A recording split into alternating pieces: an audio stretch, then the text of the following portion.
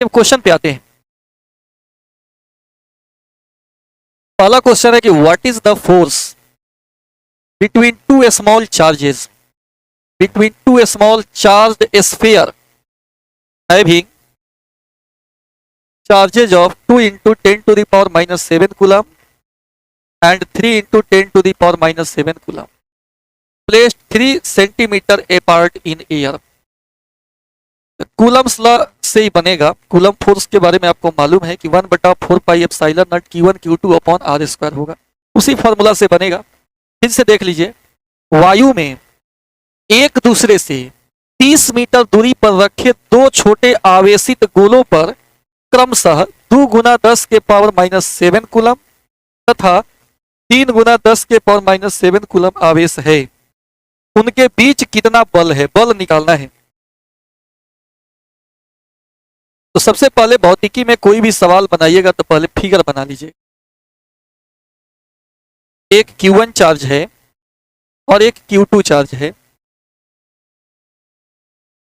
तो कह रहा है कि स्फीयर के पास 2 गुना 10 के पावर माइनस 7 कूलम, दोनों पॉजिटिव है, प्लस Q1 है और Q2 भी पॉजिटिव है। आप ऐसे भी लिख सकते हो, Q1 Q2 है,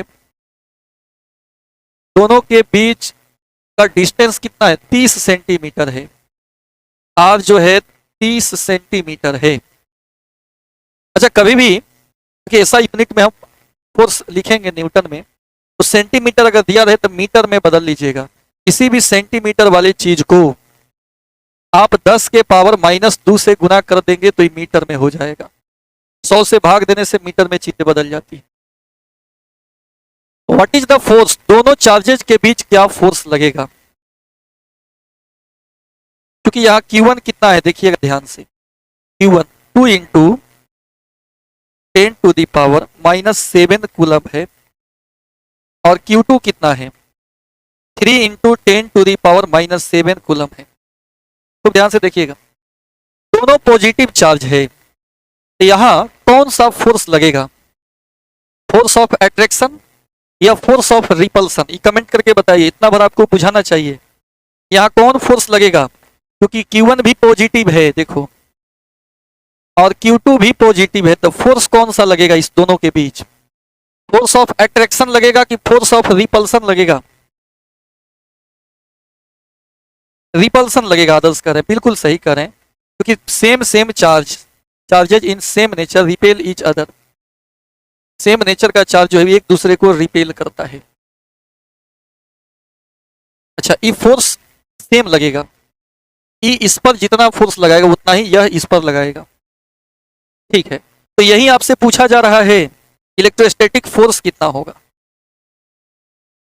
और डिस्टेंस कितना हो गया, तो 30 गुना 10 के पावर माइनस 2 मीटर हो गया।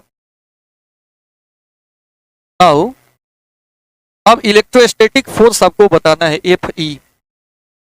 ये कितना होता है, 1/4 pi epsilon naught Q1 Q2 upon r square, Coulomb's law से। इतना फॉर्मूला होता है ना, ये फॉर्मूला कहां से होता है, कूलम्स लॉ से होता है। Now from Coulomb's law, Coulomb के नियम से इलेक्ट्रोस्टैटिक फोर्स होता है 1/4 pi epsilon naught Q1 Q2 upon r square. इस सब का प्रूफ हम थ्योरी वाले हिस्सा में कराए हैं। अब आपको कुछ करना नहीं है, सबका वैल्यू रख देना है। 1/4 पाई एप्सिलॉन नॉट का value 9 into 10 to the power 9 होता है, इसका मान हम रख दिए। उसके बाद Q1 का मान दिया हुआ है 2 into 10 to the power minus 7, Q2 का मान भी दिया हुआ है 3 into 10 to the power minus 7 coulomb, 3 into 10 to the power minus 7 coulomb upon r square.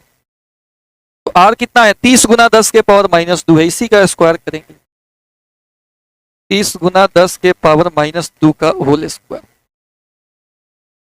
3 दूना 6 और 9 छक 54, 54 गुना 10 के पावर 7 7 14, माइनस में 14 प्लस में 9 है।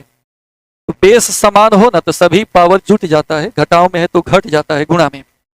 7 7 14, माइनस का 14 है पावर में, अब प्लस का 9 है, 14 में से 9 गया 5, तो माइनस का 5 होगा बटा 30 का स्क्वायर तीन तिहाई 9 पर 2 गो 0 होगा, 900 होगा, और 10 के पावर -4 होगा, यही ना होगा। हाँ देखिए, एनसीईआरटी बना रहे हैं, बिल्कुल एनसीईआरटी ही बना रहे हैं। तो देखिए फिर कितना हो जाएगा,